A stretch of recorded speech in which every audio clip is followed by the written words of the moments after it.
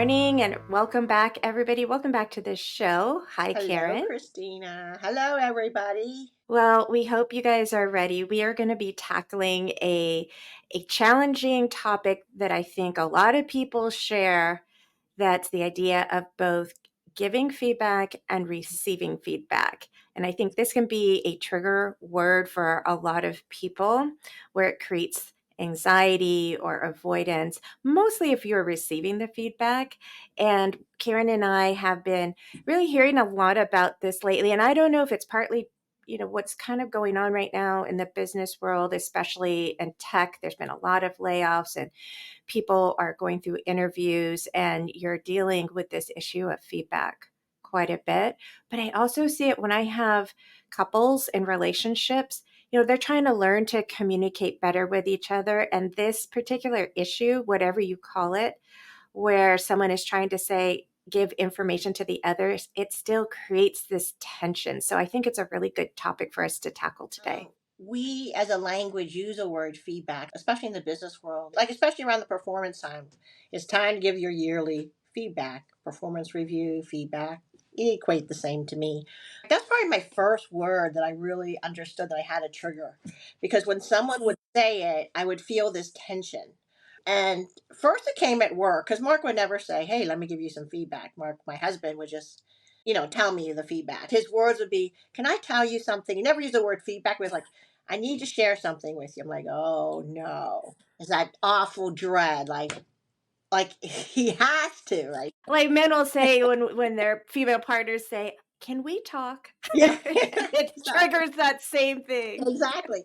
Part of my work as a coach, one of my offerings is this coaching for an hour that focus on trigger words. Funny because once you notice one and you feel that, it's the ability to just talk through it and figure out what's going on, what's the associations that you're having. And so once I hear the word feedback, I'm closed. Like I don't even hear the rest of it because it could be positive stuff they want to give me, but I already go back to the shutdown mode and I'm just bracing for it. And then when they say something that's positive, I'm like, "Excuse me," because I didn't hear it right because I was already shut down because I was not fully in the present moment. You can see that, right? You can imagine it, right? As I tell you this, feedback is something that I believe that in performance management corporations, I know they've been working on this for such a long time. Do we have performance reviews? Do we not have performance reviews?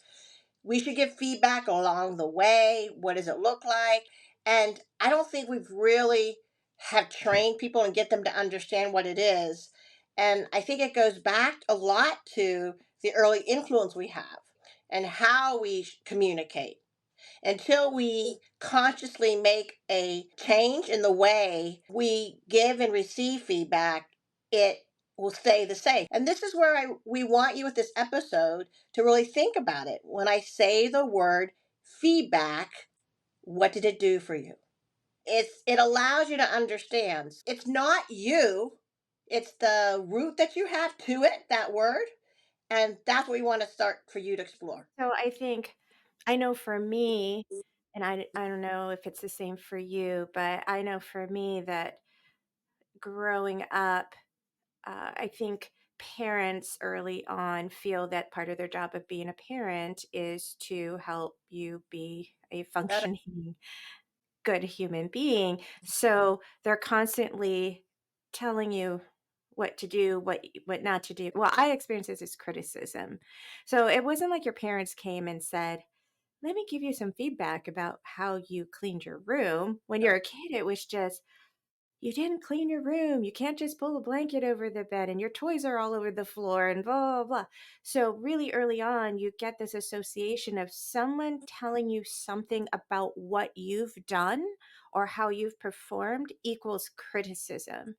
So, then later, when you become an adult and now there's a label on it, feedback, it doesn't matter. My brain's already been programmed to hear any information about an opinion about what I've done equals criticism. And then what you said, that shut down, that anxiety, that Yeah. tension comes up. And think about it, if you have imposter syndrome, you're dealing with it. Like another tick, that says, "Oh, They notice that, I'm definitely going to go out the door tomorrow. I mean, it's horrible, right? Because it just gives one more reason why they're going to let me go. Not even realizing that they really are there, because I don't know their intention is to help me. Because the way they use the language that we're taught, or the way that we express it in such a way, you should, Mm, it's so like commanding that it mm. makes me feel like you should have, or otherwise you suck. Oh, so sorry, I wasn't not supposed to say, but but that's where I go. It's so interesting. That's where I used to go. It goes back to that defensive mode, because once I hear you should, I go into this defensive mode that I can't think of it as something to help me to go back. I don't know. It just goes in the survival brain for me. Do you think you also were exposed early in your life to critiquing Oh, or yeah, that? yeah. My parents very rarely said, unless I got an A and I had my report card to show it. I don't remember my parents, and I haven't asked them because they actually passed away. So I haven't really thought about this, but they always tell me, Karen, you're good. You're good when I ask about it. But I said, Mom, you never tell me anything I'm doing well. And I remember her telling me, Mm, you are good, that she's just trying to tell me things that I need to change, right? But it's always the words you should. So I do believe I've just been wired that way. But the same thing with work. I People don't tend to tell you when you do well, or something that you're doing that mm, you're, unless you're kicking it out of the park, then they right. might say something, right? One of the things that I learned, I think, was really, really important, was that it had a breakthrough when I went to get my master's in organizational development. So I have a master's in management from MIT Sloan, and then I have a master's from AU, American University, in organizational development. I remember this so distinctly. They were saying, the problem with feedback is that we just assume that it's correct and that it's meaningful, right? And we take it all, like everything they say, we take to heart. We don't do we don't separate it. We just take it and we say, okay, I got to do this now. I didn't evaluate it on whether I should do Oh, it or yeah. not. I just took it in. Oh my God, that's such a good point. Such that when I had that OD, they were saying, when you're getting feedback, you feel like people are going like this: you. And then look at this, because three fingers is pointing back to the person who's giving the feedback. And ever since I learned that, I started to recognize that I do have a say in what I take in. I don't have to take it in as fact. And I think part of it's positional power, because someone's telling me, is usually my manager, someone who has more, I don't know, expertise than me, older than me, I don't know. And then I would just take it as, okay, I got to do it. I got to do it their way. But I Oh, kept forgetting the fact that it could be because that's something that they have to work on. So they wanted someone else to work on it too, or I don't know, something like. okay, so this reminds me of a training that I had when I was a clinician in training, and it was a group training. And my supervisor would try to teach us about exactly what you just said, that recognizing that whatever somebody is necessarily throwing at us is more, well, the mantra was, what anybody ever says about you is really about them, even if it's true. And that even if it's true was the really interesting little twist on that mantra. So then what she would do is she would go around the room and kind of hurl insults based on something, objectively true. And so she would play the client and say something like, well, why should I listen to anything you have to say? I mean, look at you. You clearly can't even take care of yourself. And our job was to hear that feedback and have that mantra. Whatever anybody says about you is really about them, even if it's true.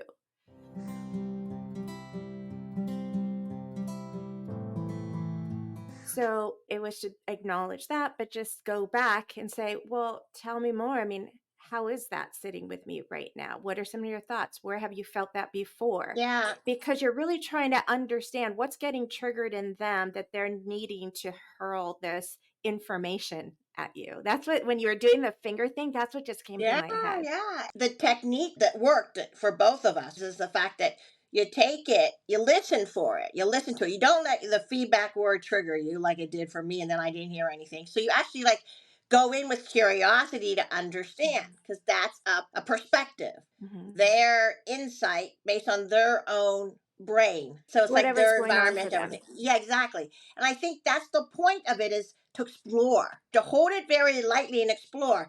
So when they say that, you're like, explain me some more. I'm not so sure. Like, give me an example. And then you have an idea. And I think it's getting for what you need to better understand what they're talking about. Not to say, oh, that's all about you. That's not the point of that. It's to just to understand more about what's an example and things like that. So you can possibly tease out what's something that you could learn from it. That's what I was thinking when you said I mean, there's a lot of things that we're going to touch on first that might get in a way of jumping to that, because it helps to have that awareness because it sounds so easy the way Karen just said it. But let's be honest, if you get triggered by this word, that's not the easiest thing to happen. There might be a power differential.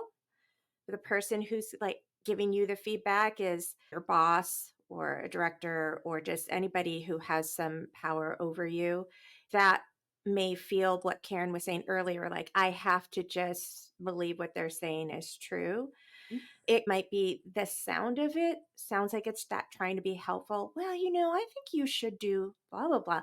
There's a tone in it where partly your brain might go, well, I could tell they think they're trying to be helpful, so maybe they would never say this to me if it wasn't true. Mhm.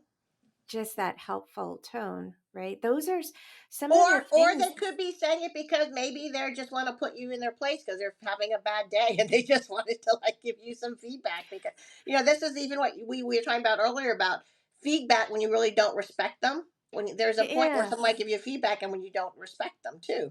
Yeah, but don't you find that that's easier to be a little dismissive of, as you kind of tell somebody's in a bad mood and they just seem to be offloading on you Yeah, and you're and I kind of guess like, that's oh yeah, easier. yeah, No, yeah. you're right. You're right. Yeah. That's a lot Yeah. easier. Right. Okay.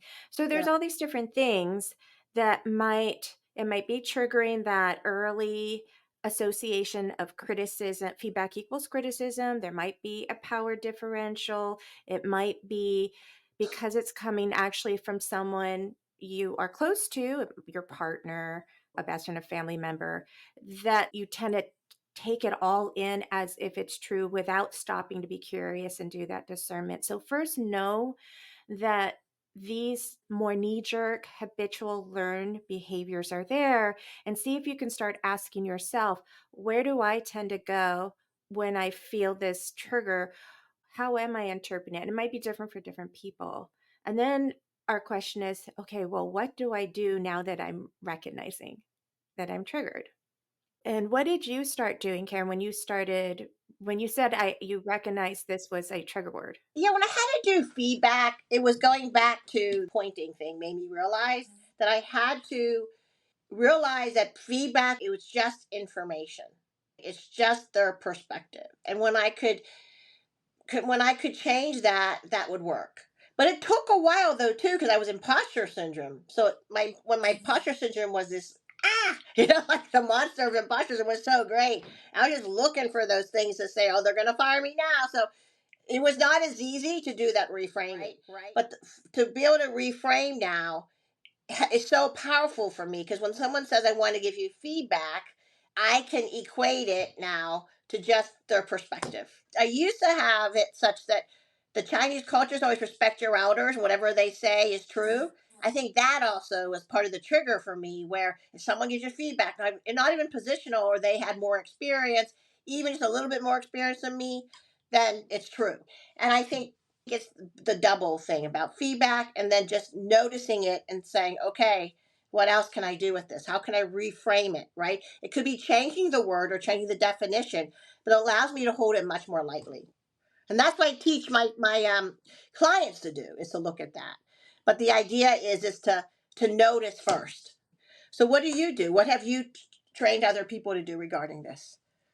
Well, I think I shared this before during the imposter syndrome episode about I used to be real shut down also. I think I shared a story about when I was dating someone trying to give a massage and he kept giving Oh, feedback and I yeah, yeah. just, I just was like, I'm never going to give you another massage again. That's right. And that again came from my early childhood where as a defense against the hurt of criticism, I had developed kind of a perfectionism. And so then my solution was I had to go and then become an expert in something before I even tried again, so I could be absolutely immune from any criticism, which is an exhausting strategy. That's just not a sustainable strategy. So, what you said, which I have found now to be helpful, was that noticing, first of all, that immediate tension response. If you think about it, and I bet you a bunch of you out there, even if someone says the word, hey, can I give you some feedback? If you stop and notice, my guess is somewhere here in your back will tense up and your shoulders probably come a little bit forward because it's an instinctive response for human beings from our Defense. lizard brain. Yeah, so human beings are like mammals who walk around with their vital organs exposed. Okay, think about it. All other mammals walk on all fours. So we won't talk about dolphins right now, but still, it's their belly side is not exposed. Only humans are. So we have this instinct. Our brain actually sends a signal to tense up in the back of our neck and to roll those shoulders forward to protect these vital organs. It's like we're bracing. So it's the sensation of bracing because if we think and feel it as criticism, that hurts. One of the things that science has found out is that emotional pain lights up the Yes. physical pain receptors in the brain. So when we say emotion, Same thing. something is Yeah, hurtful, it I remember that. literally is hurtful. So that is the first. As soon as you notice that tension, you have to stop and calm down your body because when Karen was saying, even if the feedback was good, I had shut down. Well, when we go into that fight flight response, there's a part that tells the part of your brain that can think to shut down. So we can't even process what's going in. So the very, very first thing you have to do is one, notice the tension and then unclench first. And after you unclench, you breathe. And you just have to do that for 30 seconds. And then your brain will turn back on again and you can think more. And then that's when you can kind of go into the more advanced responses that could help lead you to a better dialogue.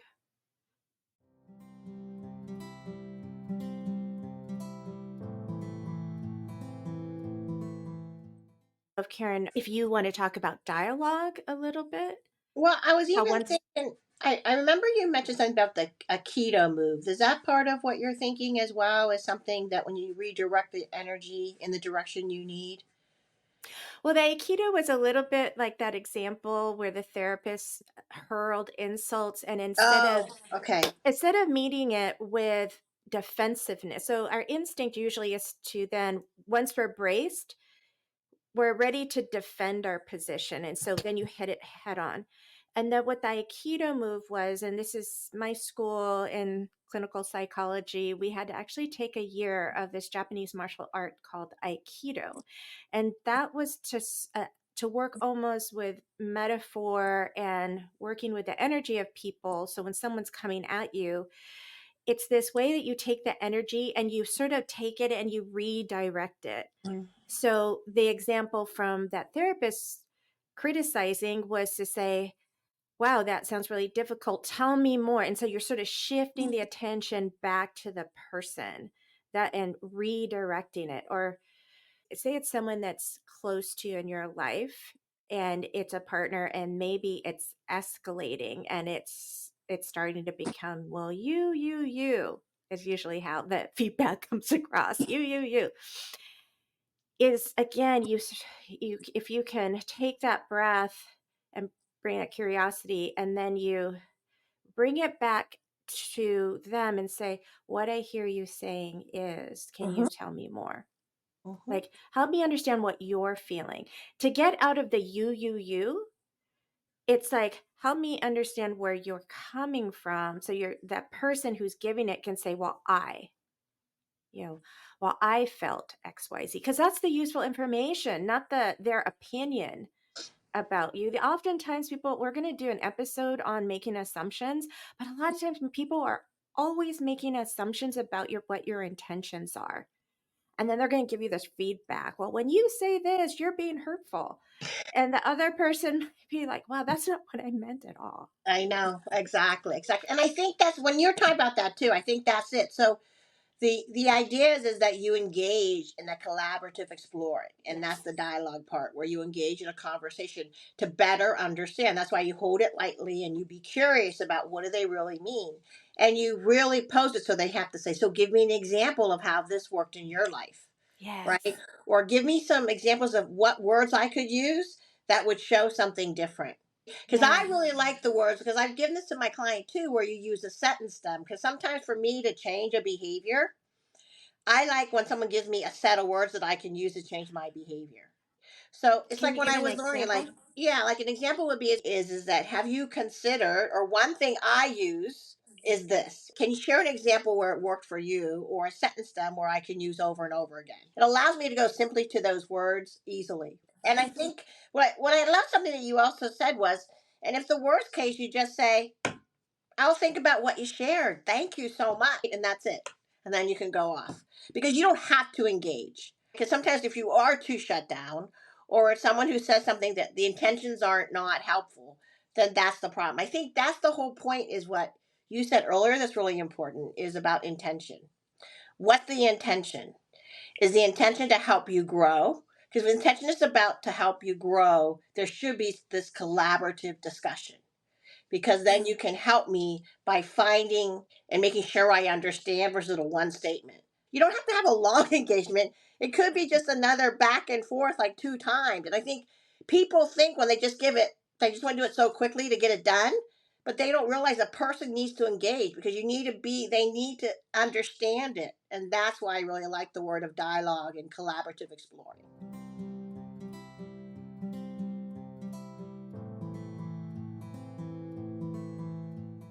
I find that often what people share with me is they notice that because of the discomfort of the moment, the instinct, the flight part is to get out of it as quickly as Yeah, possible. exactly.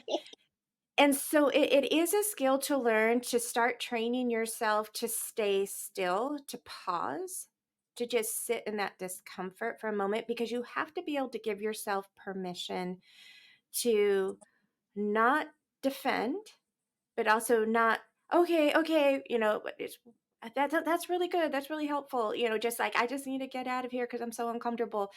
Is to be able to stay where you are and give yourself permission to say, let me think about that. That's an interesting point of view.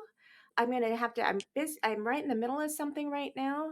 Let me just jot that down and think about it, and maybe I could get back with you and we could talk about this a little bit more. You absolutely have the right to do that. And if you're an introvert like me, introverts in general, we need to take a little time to process. We don't process just on Johnny on the spot. We take information in, and then we sort of stew around and we have to think about it, and Absorb then we it. want to be able to come back later and do it. And I find that many people, because we live in such a extroverted, Quick, quick, quick, quick. huge, Yeah. yeah, and I don't know why half the population is introverted, so it doesn't even make sense to me why we have this bias, but we do. And you've probably conditioned yourself to that bias if you're an introvert, and it would be good for you to recognize you don't have to do that. You don't have to force yourself to be responding right away, and now with something that later you go back and say, I feel either I wasn't authentic, or I that was really hurtful and I hate that I didn't have something to say back, deer in headlights, or I hate I just agreed with something that I don't even agree with. Yeah, you don't have to. You can pause. Extroverts too. Everybody can take that pause. We can all have that permission to pause and say, let me think about that. And I think that's something that we don't, like you just said, our environment thinks that we have to respond, that silence is not good. But in actuality, silence for a bit is good, because silence means I'm thinking about it. Interesting. When I asked that whole question about it, I use this in facilitation. It's called Boomerang. When you're not sure, then you could say, so give me an example. Or, when you boomerang it back to the person, so they give you something, then you boomerang it back to them. to say, tell me some more, right? That's a boomerang back, because then you don't engage, you're just asking them for more information. And it also allows you more time to take it in, right? I love that because that's leaning into the discomfort in some ways because you're not running away and you're not getting defensive, you're staying, but you're also giving yourself that space by the boomerang and saying, "Well, tell me more." The boomer it automatically triggers a curiosity conversation, Exactly. right? And it invites a dialogue. Like here, these are the things that we're like calm your body and then bring curiosity and then invite into dialogue. Like if we were going Right. to break it down into 3 steps, that's what it Mhm. would be.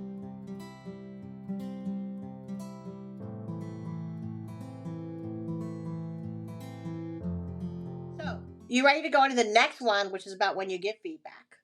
Yes, we are the givers of feedback. Which is really important, because I think it's just important because when you give feedback, you're role modeling to others how you would like to receive feedback, and we can be the start of a change, because then people will like it and then they'll use it and they might ask you about it. But that's about being the change that you want to see, to be the role model of this change in the corporations and things like that, because you got to start somewhere.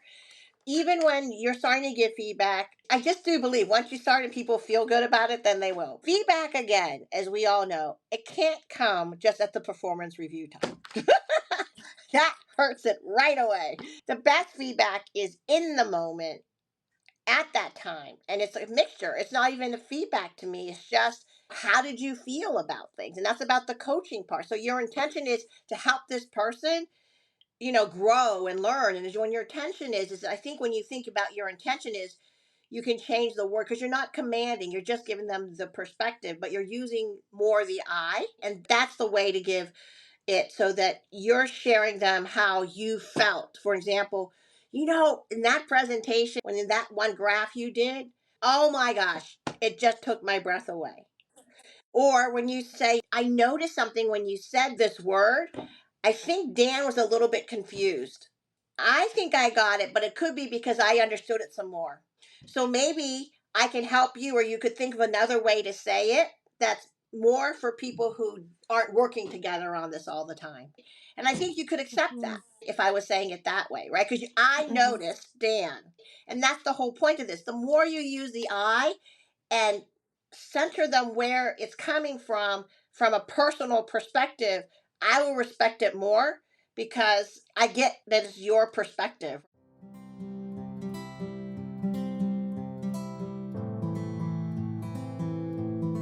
What is your take about giving feedback? Well, I have to admit here, this idea of the coming from the response, like the I statement response, is something that I'm only newly or recently come across. I think to some extent I do it somewhat naturally because I'm in a coaching role when I'm in therapy. I integrate coaching and therapy together because of my background. So Mhm. I do therapy with me is a little bit different. And so there is a lot of observing and feedback giving. And I don't think I was being as conscious of it as I'd like to be. So this is something I'm definitely going to be working on myself. What was really helpful, and I think Karen shared this with me, and I'm going to put the link down in the description. If this is on a podcast, it'll be in the episode description. And if you're watching on YouTube, I'm going to look in the about. But there is a researcher that I've been following for over 20 years, Marcus Buckingham. I love his work because he has been focused on strength based for over 20 years. And he's a data analyst, a researcher. So my nerd part loves what he does. And he introduced this concept. I don't really care for his words. He said it's better to share your reaction because reaction is another trigger word. When we hear the word how I react, like people think reactive, reacting, you're overreacting. So I'm not real thrilled with his word on that. But his point is feedback is really kind of useless. Read feedback assumes that I have the knowledge that I must bestow upon you, empty vessel. And instead, to say all what we're experts on is our own reaction, and that can be valuable to the person True. because it evokes their curiosity. So I've been starting to integrate that when I'm working particularly with couples or even when I have clients who are dealing with work issues and there's been some sort of disagreement or conflict and they're struggling with how do I approach this. And I've suggested to them rather than going and saying, "Hey, can I give you some feedback about you come across as defensive," or some you statement. I'll recommend like, "Well, how would you frame that if you were just sharing how it made you feel? Hey, I noticed when you came in and did XYZ, it made me feel like you were not valuing the work that we were doing." Or if it's in a couple, when you said that blah, blah, blah, it made me feel like you don't understand where my intentions come from, and that's hurtful. So now I'm not saying you should say this way because you're being hurtful. It's this is how I'm hearing what you're saying. And for me, that's hurtful. That's actionable information for the other person about being more effective versus the other way we're saying is actionable about you changing who you are because who you are isn't okay. And that's where we go back to that old programming that feedback is criticism. Marcus Buckingham does a brilliant job in explaining this in 3 minutes, which is why we're going to put the videos down in the link. And I really invite people to work with this model and experiment with it, because I love my experiments, but experiment with it and see what happens. Because when you start changing the experience on how there is whatever the stimulus is and then the response, it's what actually changes your relation. Your brain will quiet down, your relationship to that trigger word will start to shift. And then we can start getting into these new habits of dialogue and curiosity and sharing and learning. Something that came up to me when you were talking was it's it's about not telling somebody. It's when we get in this telling mode. For me, it's about you should, the telling, Mhm. just like my parents said, the criticism is a telling, right? Mhm. Instead of it really having that dialogue. And I think that's the point of it, because then you respect that I have my own choice.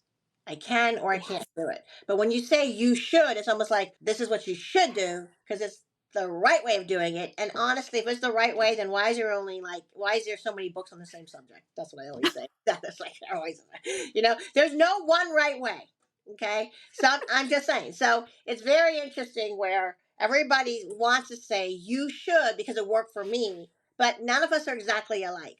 I Love learned that. that a long time ago where when the world revolves around me, then I know that I have the right answer for how to solve the world, but I don't. I am just part of this world. And that's why there's like a lot of consultants who come with different solutions. And there's no one right solution. There is a solution that fits you or the solution that you had paid for because you trusted them or something else happened. But the whole point, there's no one right answer for anything. Learning that we're here to help each other become a better version, but in the end, the person needs to use it as information that they choose on whether or not it fits for them. So it's not telling.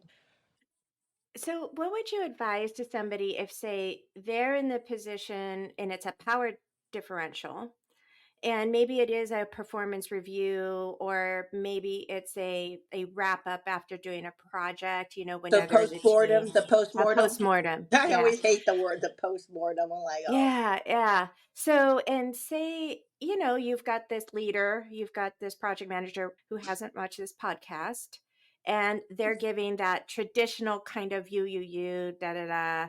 Sally, you're not keeping up with everybody, and that causes to fall behind. Like you're really gonna have to work on your time management. Like, so what would you advise to people to do? Like, do they respond to that in that moment? Like, what is an option for people? Because you I have to think understand they're probably getting triggered in that moment. yeah, but I think it's what it's earlier is if you notice that you're being triggered, and it depends on how fast you get out of the trigger. But again, it's always asking that boomerang question. Can you tell me some more? And to me, that's why I want to do one on dialogue. Dialogue is about that collaborating, engaging. It's engaging with one another to better understand. You just need to engage and say, tell me a little bit more. Or give me an example of this. And I think when you engage it with trying to understand better, people will accept that. Yeah, well, I guess I'm trying to imagine right now where if it's something really concrete like that, where maybe you do have time management issues and it gets called out. Well, you've got to work on your time management because it put the team behind.